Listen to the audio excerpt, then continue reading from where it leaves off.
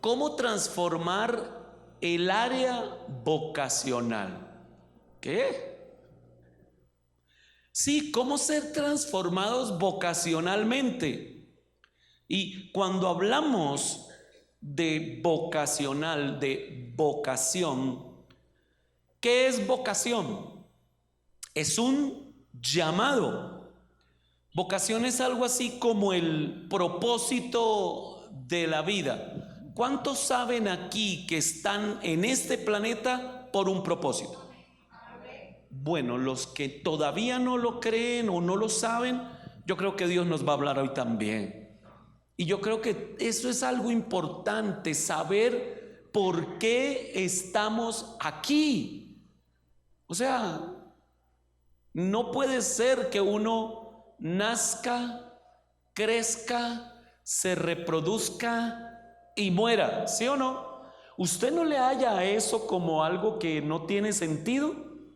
Pues para una mata, para un animalito, creo que pues sí, eso vale la pena, pero para nosotros, y cuando hablamos de vocación, también tenemos que hablar de sueños. Aló. Pero no el sueño que le da a usted oír al pastor. No, no, no, no. Los sueños están relacionados con la vocación, porque los sueños están relacionados con el ser humano, incluso desde muy niño. ¿Cuántos han oído un niño cuando uno le pregunta, ¿qué quieres ser cuando grande? ¿Y qué empieza un niño a decir? Niños, ¿qué dicen ustedes? ¿Qué quieren ser cuando grande? A ver, ¿quién habla más duro? ¿Qué? No escucho. ¿Quiere ser qué? Algunos quieren ser bomberos, otros quieren ser el presidente, otros quieren ser astronautas. Ahorita que se viene tanto, los próximos años nos van a hablar mucho de eso. Otros quieren ser tal vez, no sé, eso me hace acordar de una hermana que en algún momento le dijo a un pastor, pastor, ¿cómo le parece que a mi hijo le dio porque quería ser pastor? Y el pastor llegó y dijo, qué bueno, hermana. ¿Y usted qué le dijo? Pues yo le dije que aspirara a algo más grande. Bueno, y cuando hablamos de vocación, tenemos que hablar de sueños.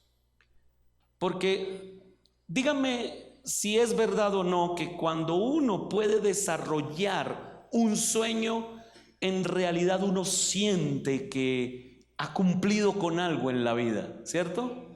¿Cuántos han salido en el día a hacer una diligencia y no encontró trancones, el banco estaba vacío, pudo hacer la vuelta, pudo ir a lo que tenía que hacer y regresó a la casa temprano? Ah, eso sería, usted dice, ¿no? Pero a veces hay cosas que interrumpen nuestros sueños. Y tengo ya 30 años de haber conocido el Evangelio. Esta semana que viene o esta semana que está comenzando los cumplo 30 años de haber entrado a esta iglesia y haberme convertido al Señor. 30 años, el 31 de octubre del año 1989. Era como las 7 de la noche, hermano. Ese día el Señor me llamó. Pero he conocido al Señor durante 30 años y Dios me ha enseñado a soñar. Dios me ha enseñado como pastor a ayudarle incluso a otros a soñar. Lo triste es que yo le pregunto a alguien, ¿cuál es tu sueño más grande? Algunos le dan vueltas en la cabeza, se cogen el mentón y dicen, ¿sabe que yo no tengo sueños? Y uno se asombra de eso. Una vez un amigo me dijo, no, pues el sueño más grande que yo tengo es el que me da después del almuerzo. No estoy hablando de esa clase de sueños, sino a sueños verdaderos. Se cuenta que una esposa una mañana se despierta muy emocionada y le dice a su esposo: mi amor, tuve un sueño maravilloso. Soñé que tú me regalabas de cumpleaños unos diamantes. ¿Qué significará ese sueño, mi amor? Y el esposo le dice: ay, mi vida, pues lo sabrás el día de tu cumpleaños. Ella dijo: uy, qué emoción. Lo vas a saber el día de tu cumpleaños. ¿Soñaste con diamantes? Pues el día de tu cumpleaños lo vas a saber. Y llegó el día del cumpleaños y el esposo, por supuesto, llegó con un regalo. La mujer no lo dejó ni entrar, se abalanzó hacia él, cogió el paquete que tenía en las manos, lo abrió rápidamente y era un libro que tenía como título El significado de los sueños. Qué mal hombre, ¿no? Pero bueno, ya supo qué significaba el sueño, ¿no? Yo quiero que hablemos de sueños. ¿Está bien que hablemos de sueños, hermanos? ¿Sí? Creo que eso es importante. Y con esto voy a terminar la serie de cosas que debemos transformar en nuestras vidas. Creo que Dios nos llama a transformar nuestra manera de soñar, porque yo creo que Dios nos ha puesto a soñar. Ay, Dios, Señor, hoy vas a hacer soñar estas vidas. Porque yo creo que el arma más poderosa para que un ser humano crezca es soñar. Es soñar.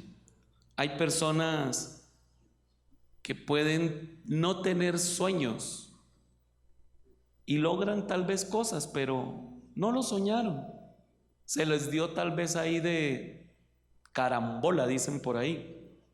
Napoleón Bonaparte dijo que la imaginación es más importante que el conocimiento. Eso fue lo que encontré. La imaginación es más importante que el conocimiento. Porque pueden haber personas que tienen conocimiento, tienen maestría, doctorado, especialización y nunca surgen. Se quedan estancados.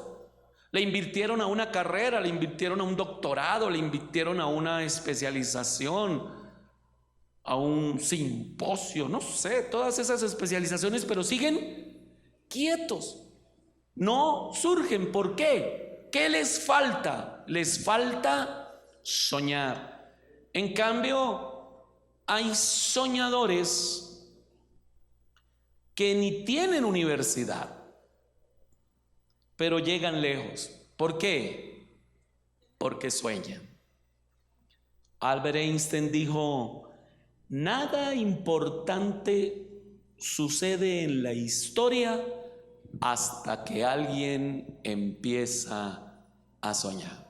¿Escuchó? Anime al que está al lado, hermano, y dígale: necesitamos soñar. Pero de paso dígale: pero no se duerma. Hoy están los niños con nosotros y eso no lo van a dejar dormir. Niños, cuando ustedes vean que alguien comienza a cabecear, denle un coscorrón, se lo autorizo a él. No, mentiras que no. Es para que los niños que nos acompañan hoy no estén desatendiendo el mensaje, amén, porque hoy vamos a hablar de algo muy hermoso que nos tiene la palabra del Señor. Y los sueños siempre van a tener obstáculos. Los sueños siempre van a tener gigantes. Se me adelantó el de la diapositiva, pero bueno, todavía no. Déjemelo en la anterior. Porque Cuando uno dice no hago algo, cuando se pone a pensar y dice, ay, pero es que no tengo plata, ¿cierto? Se pone uno a soñar, oiga, tengo un sueño, pero mi familia es un estorbo, un problema. Tengo un sueño, pero mi papá no me colabora, no me deja. Y comienza uno a colocar obstáculos. Por eso quiero invitarlo a abrir la Biblia en un texto que usted conoce mucho. Yo sé que lo conoce muy bien. Primer libro de Samuel, capítulo 17, versículo 1 en adelante. Primer libro de Samuel, capítulo 17, versículo 1 en adelante. El famoso relato de David y Goliat, ¿sí? La palabra de Dios nos dice así: los filisteos juntaron sus ejércitos para la guerra y se congregaron en Soco, que es de Judá, y acamparon entre Soco y Aseca, en Efes Damim. También Saúl y los hombres de Israel se juntaron y acamparon en el valle de Ela y se pusieron en orden de batalla contra los filisteos. Y los filisteos estaban sobre un monte a un lado e Israel estaba sobre otro monte al otro lado y el valle entre ellos. Salió entonces del campamento de los filisteos un paladín, el cual se llamaba Goliat de Gat y tenía de altura 6 codos y un palmo. Y traía un casco de bronce en su cabeza y llevaba una cota de malla y era el peso de la cota 5,000 siclos de bronce. Sobre sus piernas traía grebas de bronce y jabalina de bronce entre sus hombros. El asta de su lanza era como un rodillo de telar y tenía el hierro de su lanza 600 siclos de hierro, e iba su escudero delante de él. Y se paró y dio voces a los escuadrones de Israel diciéndoles: ¿para qué os habéis puesto en orden de batalla? ¿No soy yo el filisteo y vosotros los siervos de Saúl? Escoged de entre vosotros un hombre que venga contra mí. Si él pudiere pelear conmigo y me venciere, nosotros seremos vuestros siervos. Y si yo pudiere más que él y lo venciere, vosotros seréis nuestros siervos y nos serviréis. Y añadió el filisteo: hoy yo he desafiado al campamento de Israel. Dadme un hombre que pelee conmigo. Amén y amén. Todos conocemos este relato. Es un relato que nos va a ayudar a entender cómo conquistar nuestros sueños, porque es un relato muy interesante. Cuando uno piensa en David, David era algo así como un muchacho campesino de una región llamada Belén, y era el 8º hijo de un hombre llamado Isaí. Cuando él era muy joven, yo creo, según los estudios, entre 13 y 17 años, era un joven anclado en casa, en las labores de su hogar, porque nadie veía futuro en él. Nadie veía un gran proyecto de vida en David. Por eso, ¿qué hacía? Cuidaba las ovejas. Cuando David es elegido para ser el próximo rey, el rey que está es Saúl. Pero usted sabe que Saúl ha sido desechado por su rebeldía, por su pecado. Saúl ha terminado mal. Incluso la Biblia dice que tenía un espíritu malo que lo atormentaba. Como endemoniado este hombre. Así que el Señor le dice a Samuel: tienes que ir a un pueblo llamado Belén, donde vamos a escoger el próximo rey de Israel. Samuel llega a la casa de Isaí, allá en Belén. Y cuando llega, ve al hijo mayor de Isaí. Apenas lo ve, dice: uy, ese es. Pero ¿qué le dice Dios? No. No mires la estatura, no mires su parecer, porque el hombre mira lo que está delante de sus ojos, pero Dios mira el corazón. Y es así como empieza a pasar uno por uno los hijos de Isaí. Van pasando Abinadab, Sama, y así hasta los 7 hijos. Y Dios a todos estos les dice: no, ese no es. Ese tampoco. Pero Samuel dice: ¿ustedes tienen algún otro hijo?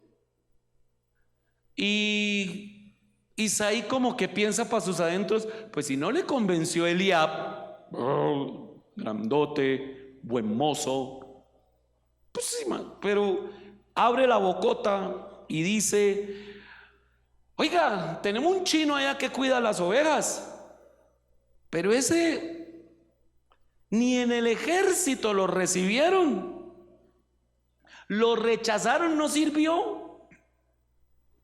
Samuel dice: no importa, tienen que traerlo, tráiganlo.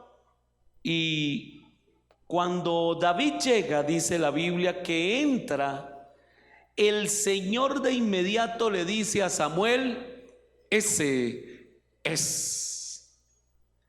Y lo que dice la Biblia es que Samuel ungió a David, lo ungió a partir de ese momento como rey de Israel. Y David supo cuál era la razón por la que Dios lo había creado en esta tierra. Un simple campesino, un simple pastor. David sabía que Dios lo había escogido para algo más que eso, mucho más. Y este hombre, David, llega a ser el hombre más amado de Israel. Es más, Dios lo utiliza en diferentes formas para atraer la atención a su pueblo. Incluso a usted le dejó casi la mitad de los salmos en el libro de los Salmos. Usted puede oír lo que David componía. Pero ¿por qué David llegó tan lejos? Oiga, hermano, ¿qué hizo David? Un humilde campesino joven que cuidaba ovejas para llegar a ser el rey de Israel. ¿Qué hizo? Porque creo que aquí encontramos 3 claves y usted y yo podemos desarrollar también esas 3 claves que le ayudaron a David a llegar lejos.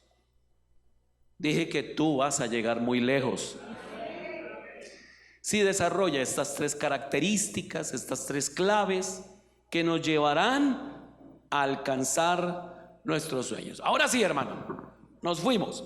La primera clave que yo encuentro en la vida de David fue carácter. ¿Qué encontramos en David? Si algo tenía David era carácter. ¿Y qué es carácter? Carácter no es lo que yo tengo. Carácter no es lo que yo sé, carácter no es lo que yo hago, carácter es lo que yo soy. Y en una sociedad donde las personas se les valora, amigo, ¿cuánto tienes? ¿Cuánto vales? Se les valora por lo que tienen o por lo que aparenta ser. Una de las cosas que más sorprende en estos días es los youtubers. ¿Sabe usted quiénes son? Los famosos youtubers. Y se ha descubierto que muchas de esas vidas, todo eso que producen, solo es apariencia. No es lo que realmente ellos son. Pero el mundo los ha presionado a eso. Pero a Dios realmente lo que le interesa de nosotros es nuestro carácter. A Dios no le interesa su plata. A Dios no le interesa su casa, sus bienes materiales. A Dios le interesa lo que usted es. El carácter es lo más importante. ¿Por qué? ¿Por qué cree usted que es lo más importante, hermano? Porque cuando su vida termine, dígale a que está al lado, su vida va a terminar. O hay alguno aquí que pueda decir, no, yo no. Cuando su vida termine en este planeta, ¿qué nos vamos a llevar de este planeta?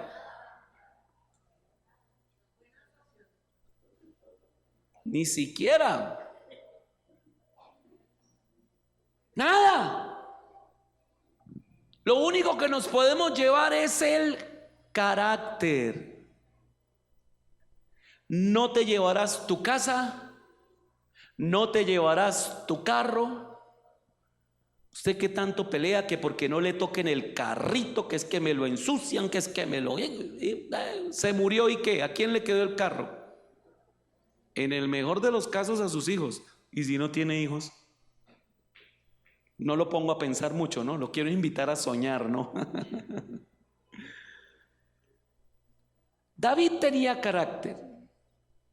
Porque ¿qué ocurrió el día que Samuel ungió a David para que fuera el próximo rey?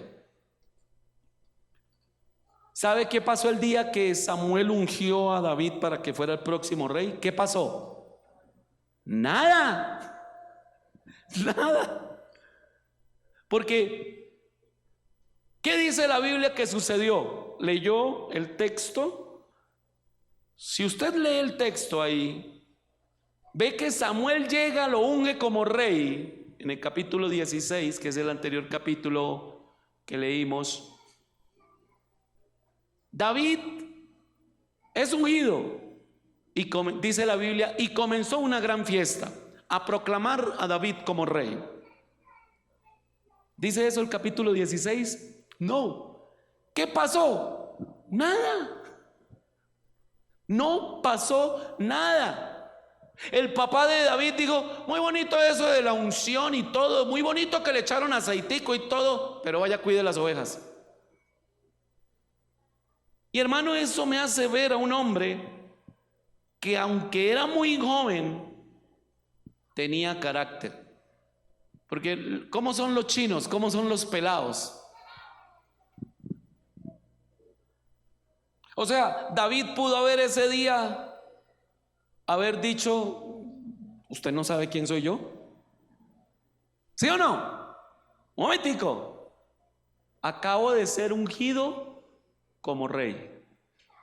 Así que me hace el favor y me le jala el respetico. ¿Cuál es su oveja ni que 8 cuartos? No. David fue a hacer lo mismo que hacía, hermano. Versículo 15 del capítulo 17 del primer libro de Samuel. David había ido y vuelto, dejando a Saúl para apacentar las ovejas de su padre en Belén. Mírenlo, hermano, ahí está. Es decir, David seguía siendo el mismo muchacho, seguía siendo el mismo joven, sujeto a sus padres, sin soberbias. Qué pena, pero a partir de ahora ustedes me tienen que tratar con respetico. Soy el ungido, soy el próximo rey. ¿Así hizo David?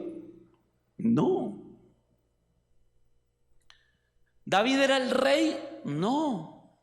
¿Cuánto tiempo tuvo que esperar David? ¿Al mes fue rey de Israel? Según algunos teólogos que estuve consultando, dicen que pudieron haber pasado 30 años. ¿A cuántos les gustaría que sus sueños se demoraran en cumplirse 30 años? ¿Y a cuántos les gustaría esperar por sus sueños? Dígame la verdad, ¿cierto que eso no es fácil? Porque, como lo coloqué en la diapositiva, hermano, una de las cosas que debemos aprender y que forma nuestro carácter es saber esperar.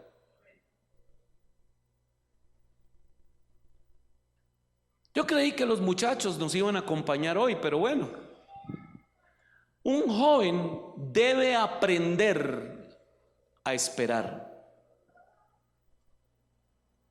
Amado hermano, ¿dónde empezaron los problemas de nuestros muchachos, de nuestras niñas que ya están embarazadas? Discúlpeme, usted vino a la iglesia y aquí se tocan las heridas, hermano, qué pena. Lo bueno es que el Señor de una vez va cerrando, tranquilo. Porque no supieron qué esperar. Yo vengo de una época en que para poder tocarle la mano a la niña había que esperar. Yo vengo de una época en que para poder salir con la niña yo tenía que primero haber ido a la casa, conocer al papá, conocer a la mamá. No, ahora es diferente. Y hermano, estamos viviendo en una sociedad, claro, no los culpo. ¿Qué culpa tenemos nosotros si todo nos lo ofrecen instantáneo? Café instantáneo, leche instantánea, hay hasta lechona instantánea.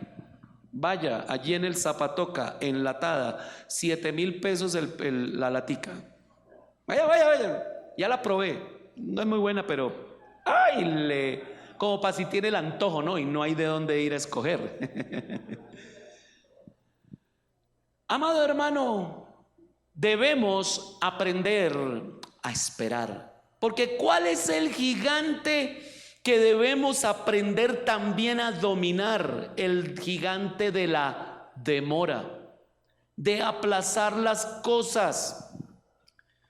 Allá está esperando esa mesa chueca todavía que usted le meta un destornillador y apriete los tornillos. Allá sigue esperando. Y eso, hermano, debe llevarnos a evaluar cómo vivimos nuestra vida. Porque si vemos la vida de David, que ya dijimos era un hombre de carácter, de hecho cuando David llega al lugar donde está la batalla, la guerra, David ve al gigante, todos ven al gigante. ¿Qué está haciendo la gente? Está huyendo, tienen ¿qué? Miedo. Y David dice, si nadie va a ir, pues yo voy. Mire lo que dice el versículo 32, obviamente del capítulo 17 del primer libro de Samuel. Y dijo David a Saúl, no desmaye el corazón de ninguno a causa de él. Tu siervo irá y peleará contra este filisteo. ¿Qué tenía David? ¿Cómo se llama eso, hermano? Carácter, no. Estamos en carácter, hermano, no se me desconecte. Carácter. Y tenemos que entender que Dios está interesado más en nuestro carácter que en prosperarnos. Yo sabía, por eso aquí dije, toca repetírselos porque no van a decir amén. Dios está más interesado en nuestro carácter que en prosperarnos. Sí, le tocó decir amén, porque si no, ¿quién se aguanta este viejito ahí predicando? Amada iglesia del Señor, a Dios le interesa más lo que somos que lo que tenemos. Mire, los grandes conquistadores, los que han logrado grandes cosas en la historia, en la vida, cuando uno lee las historias de esas personas, incluso de este tiempo, no sé si usted lo conoce, es una persona que admiro mucho, Elon Musk, ¿no? Ahorita en internet escribe Elon, M-U-S-K. Elon Musk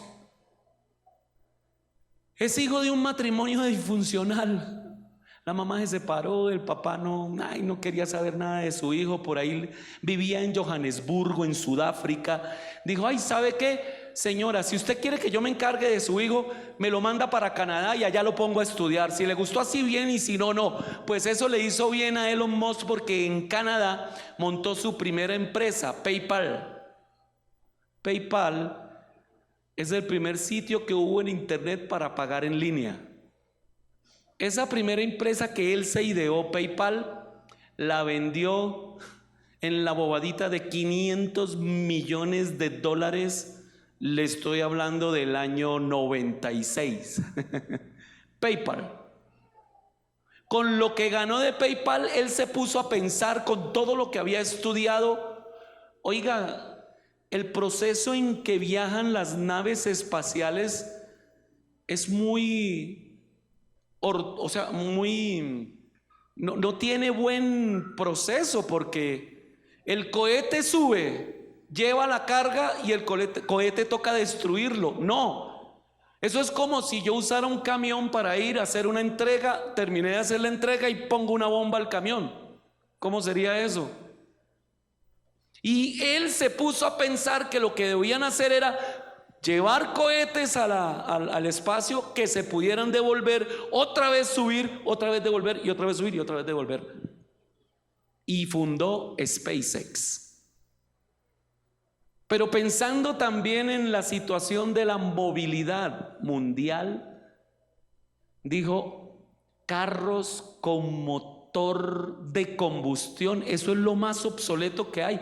El primer carro que se inventó no fue de combustión, fue eléctrico. ¿Sabían ustedes eso?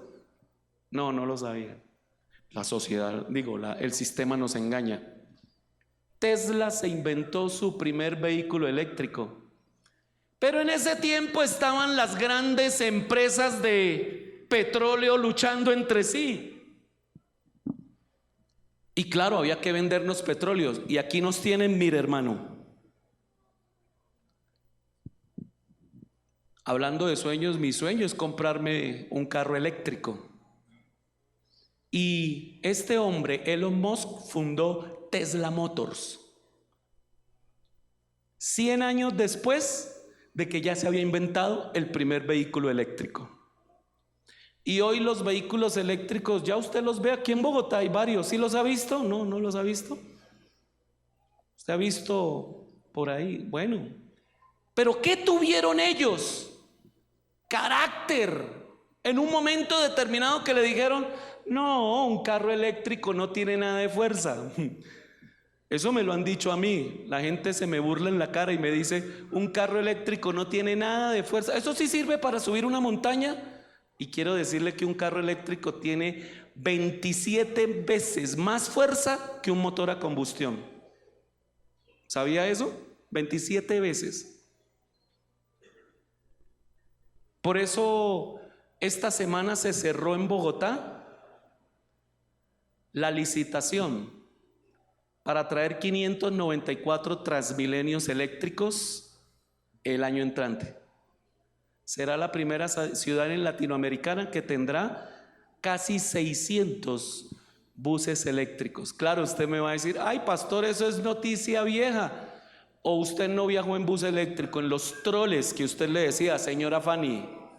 Ah, bueno, Pero ¿qué pasó? Que los grandes políticos de este país eran dueños del petróleo, entonces por eso los quitaron de las calles. Pero bueno, yo no vine a hablarle de eso, vine a hablarle de carácter. ¿Cuántos necesitan que Dios transforme su carácter? Empieza por mí, Señor. Empieza por el pastor. Dígale al Señor, empiece por el pastor, Señor. Porque necesitamos tener carácter. Aprender a decirle a las cosas no. Y a lo que debo decirle sí, sí. La segunda clave es claridad.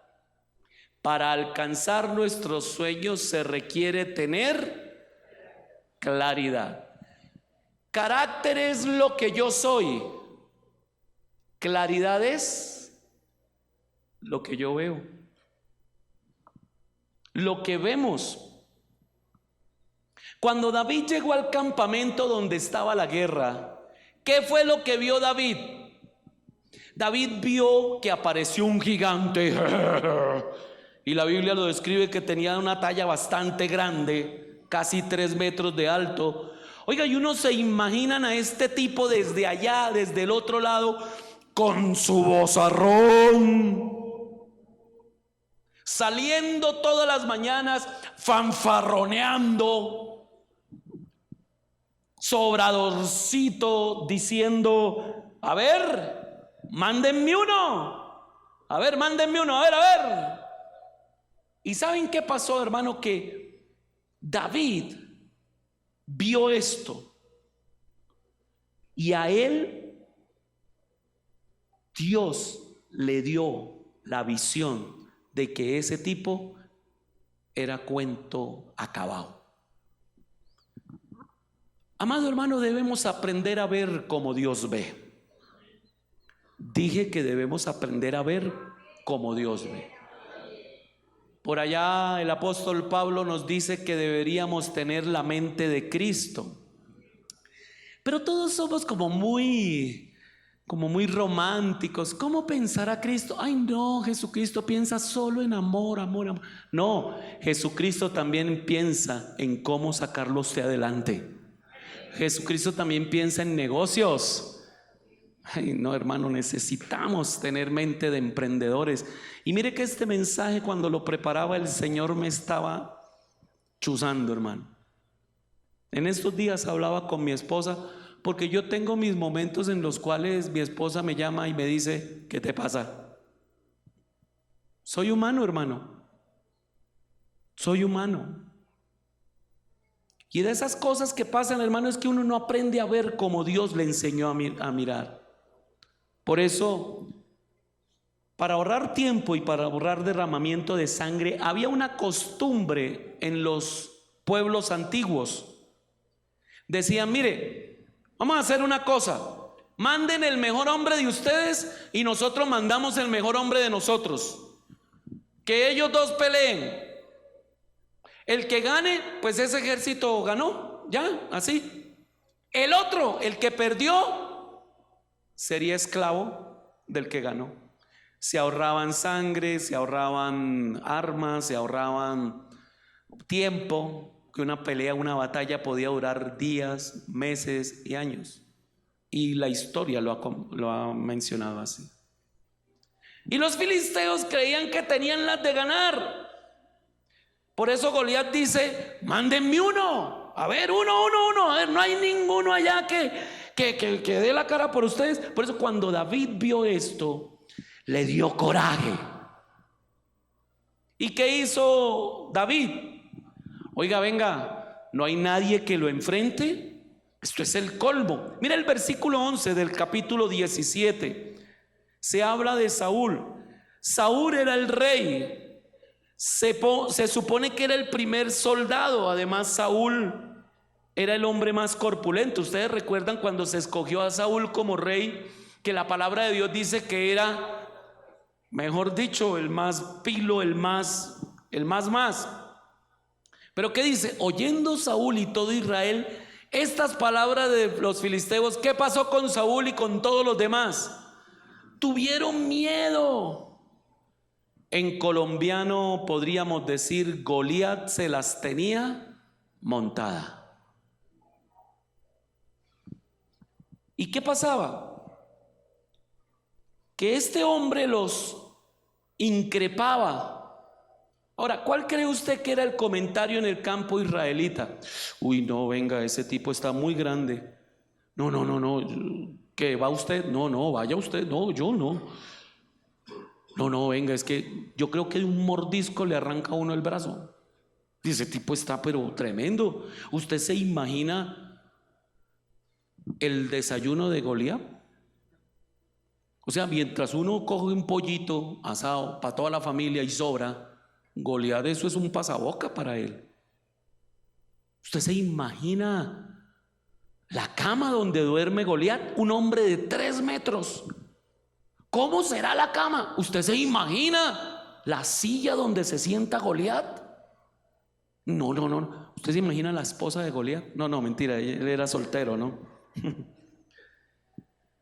Porque cuando uno aprende a ver como Dios ve, un gigante que uno logra derrotar es el gigante del desánimo.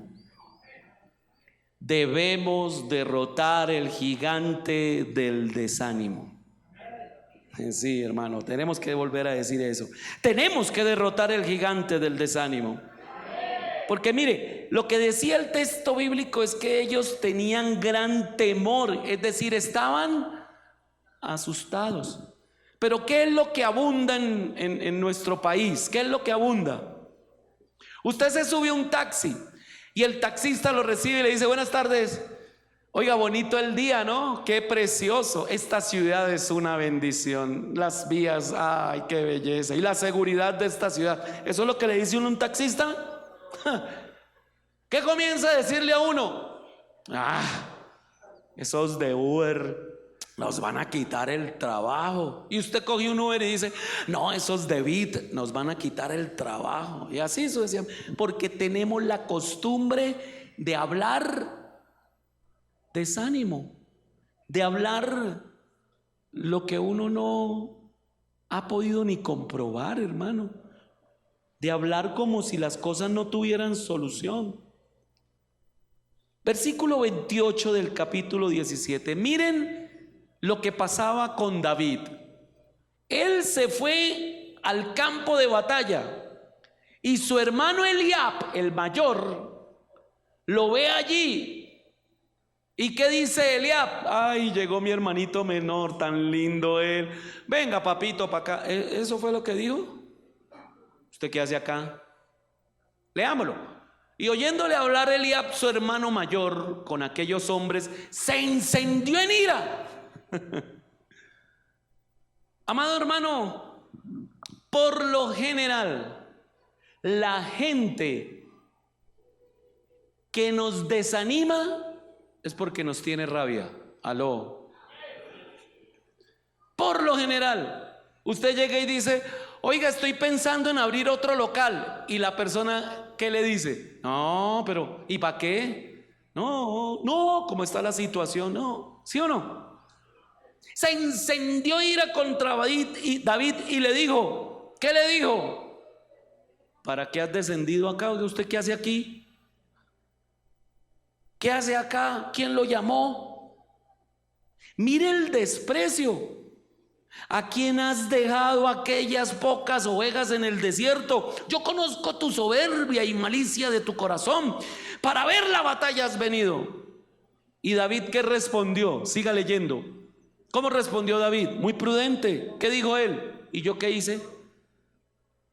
¿No es mero hablar? Pues yo solo estaba preguntando nada más. ¿Quién pidió una papita? No, eso es no más sino por preguntar. Pero mire lo curioso. Versículo 28. Dice: Eliab se encendió en ira. Amado hermano, eso es como cuando, esto que voy a decir es un caso hipotético, no es que esté pasando, solo que se me ocurrió ahí como ejemplo, lo puse en los escritos que tengo. Llega el hermano, se va para el trabajo, Llega ya al trabajo y llega tarde, hermano. No, esas protestas, marchas, cierran vías, no hay Transmilenio. Llega tarde a la oficina. El jefe lo ve llegar y dice: ajá, mire, la hora que es, bonita la hora, ¿no? Esta noche se queda 2 horas más. Y usted, pero como necesita el trabajo, usted... Y sale 2 horas más tarde, cansado. Llega a la casa, lo está esperando su esposa, Juanita, que es toda pequeñita, este man es grandote. Llega ya: llegó tu marido, Juana. Porque como no se pudo desquitar con el jefe, ¿con quién se va a desquitar? Hágame el favor y me trae la chancla y me trae el tinto, a ver si me la comida. Con ella se desquita, ¿sí o no? ¿Y Juana con quién se desquita? Pasa con la de la habitación: háganme el favor y me apagan ese televisor, ustedes ya no me ven más televisión, háganme el favor y quitan todo eso y se van para la cama ya. ¿Y los hijos con quién se desquitan? Con el perro, el pobre perrito allá llega, está. Yo no soy amante del maltrato infantil, pero por eso es que es bueno tener mascota en la casa. Mire a ver, ¿no? Amado hermano, debemos aprender a ver con los ojos de Dios. Necesitamos claridad para alcanzar nuestros sueños. David comenzó a ver lo que los demás no veían. David veía al filisteo chupando gladiolo, hermano. Así lo veía David. Y tercero, la tercera clave que le ayudó a David a dejar de ser un campesino que cuidaba ovejas y llegó a ser el rey de Israel fue la confianza. Carácter es lo que yo soy, claridad es lo que yo veo y confianza es lo que yo creo. Y la Biblia dice que sin fe es imposible agradar a Dios. Mire, mi hermano, el enemigo más grande que tienen los conquistadores de sueños es la incredulidad. Es sencillamente ese miedo de tener que empezar algo nuevo, no saber si se va a dar, si no se va a dar, estar metido allá y preferiblemente estar viendo televisión o estar viendo videos en YouTube, preferiblemente eso que dar el paso para lo que Dios le ha puesto en su corazón. Porque quiero decirle, permítame este paréntesis, lo que usted sueña, Dios lo soñó primero. Lo cogí diciéndole al niño que se callara. Le voy a volver a repetir. Lo que usted y yo soñamos, Dios lo soñó primero. Él es el dueño de nuestros sueños. Y yo creo que cuando uno mira esta situación y cuando David dice: oiga, yo me voy a enfrentar a ese gigante, todas las voces que se escuchan alrededor es: no podrás. No podrás. No, eso todo el mundo ha tratado de hacer eso, pero no podrás. Versículo 33 del capítulo 17. Mire lo que dice la palabra. Dijo Saúl a David, ¿qué dijo? No podrás.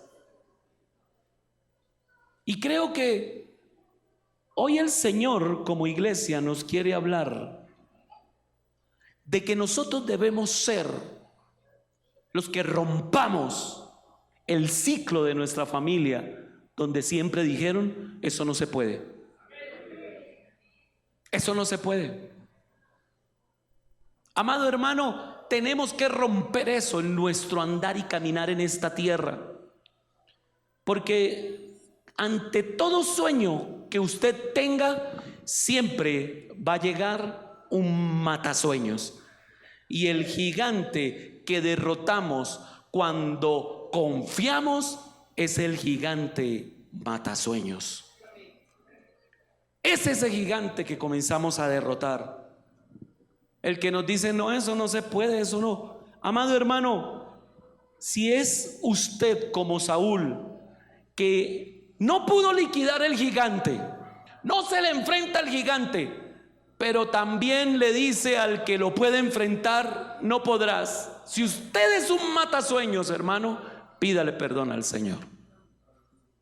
En esta mañana dígale al Señor, no, Señor, yo no puedo seguir truncando el sueño de mi hija, de mi hijo que quiere estudiar, que quiere entrar a la universidad. Y yo creo que la oración es la que rompe todo lo que es imposible para el hombre, porque la oración nos ayuda a entrar en la dimensión de Dios. ¿Aló? La dimensión de Dios es la dimensión donde todo lo puedo en Cristo que me fortalece. Tienes que arriesgarte a creer. Versículo 34, David le responde y le dice, mira, tu siervo era pastor de las ovejas de su padre.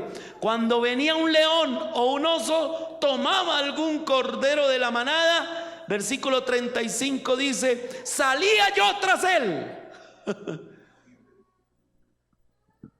¿Qué era lo que estaba diciendo David? Yo puedo. Y le doy pruebas. Yo puedo. Por eso en esta mañana Dios nos quiere decir que sí vamos a poder hacer lo que Él puso en su corazón. Dios está despertando en esta mañana y en este lugar un anhelo por hacer las cosas, pero que no se quede en anhelo, hermano. Vamos a emprender en el nombre de Jesús. Vamos a hacerlo. Ese aplauso es para el Rey que nos acompaña. No hay león, no hay oso que no podamos vencer en el nombre de Jesús. Porque el Dios que te libró en el pasado, así como lo está diciendo David, mire lo que hizo Dios. Pero saben una cosa, hermano, que también aprendo de David, le dio la gloria a Dios. Usted va a ver en la palabra que él dice, el Señor me lo entregará en mis manos. Goliat es pan comido. Y yo quiero decirle a usted en esta mañana que cualquier problema que tengamos, cualquier dificultad que se nos presente, esto también pasará. Eso pasará, hermano.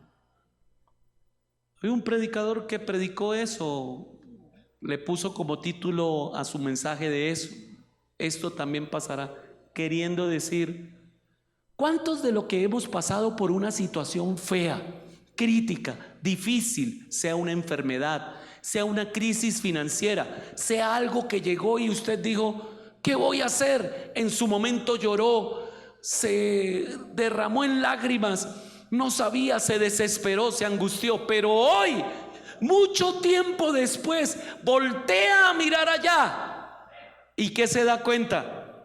Ahora usted sonríe, ¿no? Ahora, oiga, cuando me pasó, y cuando alguien llega a su vida, cuando alguien le pone, cuando Dios le pone a alguien que está pasando por esa crisis, usted le puede decir, tranquilo, eso también pasará. Dios está formando en este tiempo hombres y mujeres que podrán decir con carácter, con claridad y con toda la fe del mundo, con toda la confianza, esto también pasará. Esto también pasará, iglesia. Somos hijos de Dios.